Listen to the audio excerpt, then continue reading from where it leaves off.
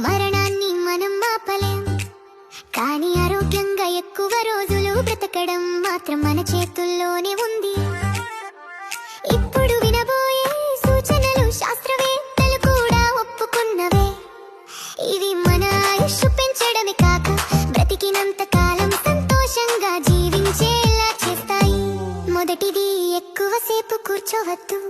రోజంతా కూర్చోవడం శరీరానికి హానికరం. ఉద్యోగం అయినా మధ్యలో లేచి కొంచెం నడవడం తప్పనిసరి.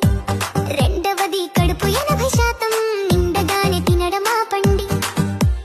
దీనిని జపాన్లో హరహచిబు అంటారు. ఇలా తింటే శరీరం తేలికగా ఉంటుంది, ఆయుష్ పెరుగుతుంది. మూడవది, ప్రతిరోజు కొంత వ్యాయామం చేయండి.